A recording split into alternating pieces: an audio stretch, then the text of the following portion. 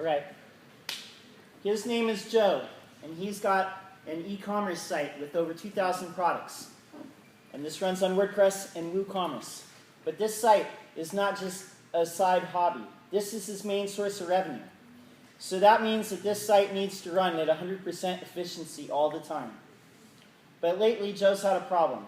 See, in recent months, he's noticed that customers aren't ordering as much as they used to.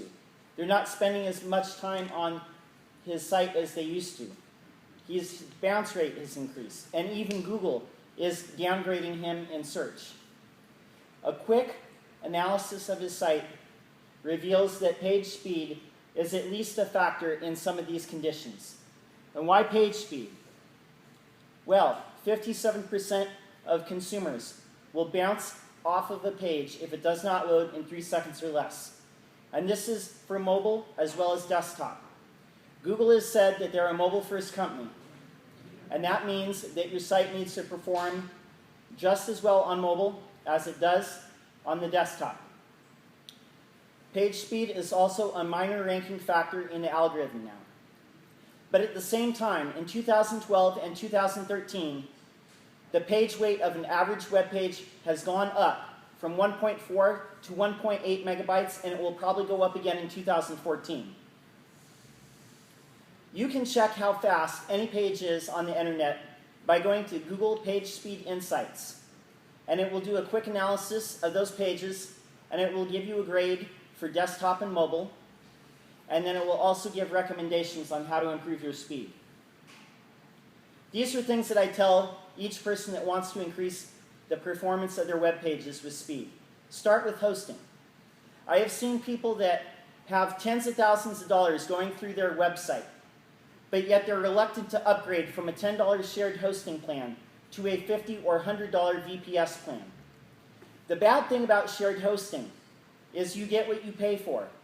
Your site is sharing a server with thousands, if not tens of thousands of other sites. And your hosting company may tell you you're getting unlimited resources and bandwidth, but you're sharing those with all those other sites, meaning if any of those other sites are being visited, your site's going to lag. VPS is virtual private server, and you are still on a server with other sites, but you are given a hollowed out area with dedicated bandwidth and resources. I recommend getting a server-side, or a SSD, solid state drive server. These perform very well. If you are very busy, or if you have a media site with heavy traffic, you can get a dedicated server where it's one site to one server. It's not common, but that's a good problem to have. Now, what can site owners do? One simple thing that you can do is optimize your images. A lot of the times, we are uploading pictures that are this big when they're only going to be displayed at this size on the website. This is a lot of unnecessary kilobytes that have to be downloaded by the browser. You can either optimize these yourself or have someone do it for you in Photoshop. Realize that when you're uploading photos from your iPhone is taking photos at a resolution that's almost the same as a high-grade camera. What we can do as developers is to make sure that we're prioritizing mobile first. On pages where we have large background images or large hero images, if we can find a way to load a smaller image on mobile, and then when the resolution of the screen increases, load the full-size hero image, this will save up to 1 kilobyte per page. Another thing to realize as developers, sometimes we hide images using display none in the CSS if we go using media queries to go from desktop down to mobile. But realize that when we use display none, the browser is still downloading those resources. If we need to serve large images, we should use Retina.js or similar scripts to look for a replacement image. Retina.js looks for a similarly named photo file and swaps it out when a Retina device is detected. Another thing we can do as developers is make sure that we're using an efficient theme. I know a lot of WordPress themes are built for customization, meaning that the browser will go and look for a Google font for the header text, for the body text. I've seen themes where there's a style sheet for the reset, for the main styles, for responsive styles, and custom CSS. All of these are HTTP requests that the browser makes to the server.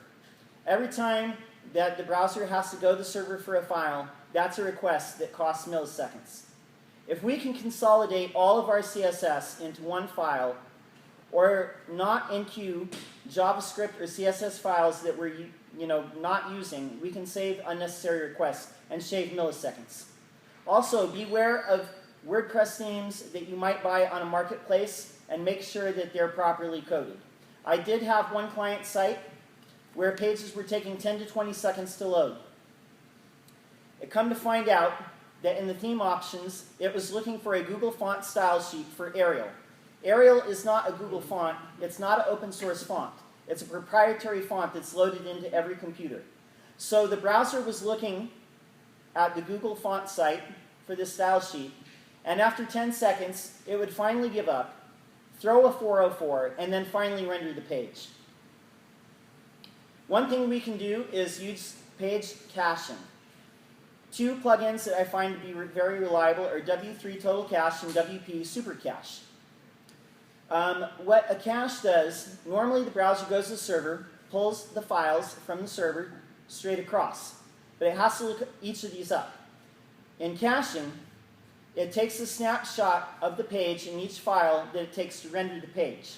The next time a browser comes by, it looks in that cache folder for those files. This saves time looking up files.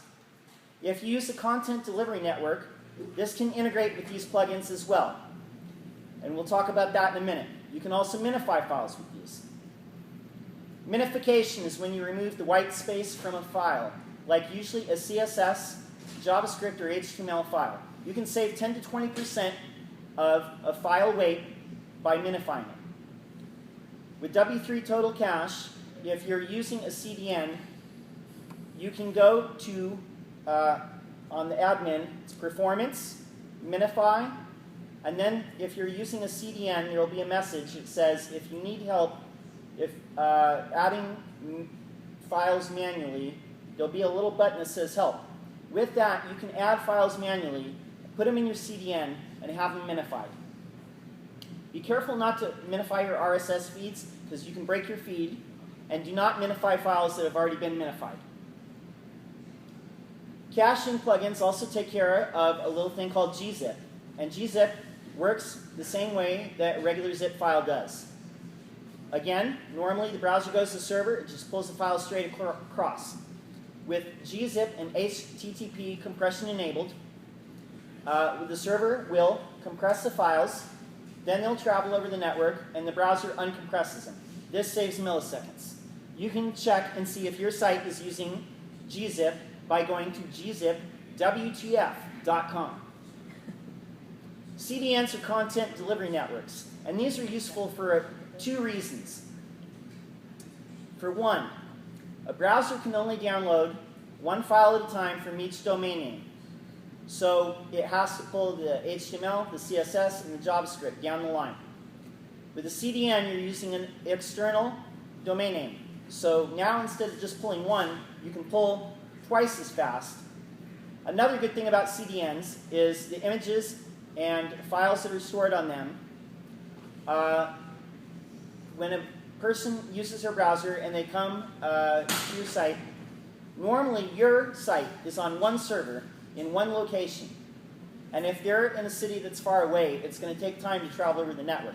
With a CDN, it's going to find the server that's closest to them, because these have servers all over the world, and it will find the one closest to them. Examples of CDNs are Amazon Web Services, max-cdn, and Icomile. Jetpack also has a feature called Photon, which can act as a CDN for images. And it uses wp.com as the domain for the CDN. Here's the bad part. When people search keywords in Google, say like image search, those images are going to be credited to wp.com instead of your own website. So You can use that, but that's a trade-off. Last thing I want to talk about is DNS Prefetch. And this is something that I read about on Harry Roberts' blog, CSS Wizardry. There's a link here. Again, when the browser has to go to a server for external files, not your domain, but another domain, say like Google or Facebook or anywhere else that you have files, it has to make sure that the domain name is pointing to the correct name server. This is called the domain name server resolution, and it takes a few milliseconds to do. Again, how we talked about, like when the browser renders the page, it goes down the line pulling files in order. DNS looks up this outside domain name and resolves that DNS lookup before it comes to the spot when it normally renders in the waterfall. But this is a HTTP request, so do not overuse this tactic. I'll put a link to the slides, but anyway, this is the syntax that you use, and you put it in the head of your document. I would use these primarily on for files that are going to be found on every page of your site, such as Google Analytics, or say Facebook, JavaScript, something like that that's going to be universal. Now, if you have any questions, you can read this follow-up article. It's lockdowndesign.com/improve page speed in WordPress. If you want to follow me on Twitter, I am lockdown_. On Twitter, my name is John Locke. Thank you very much.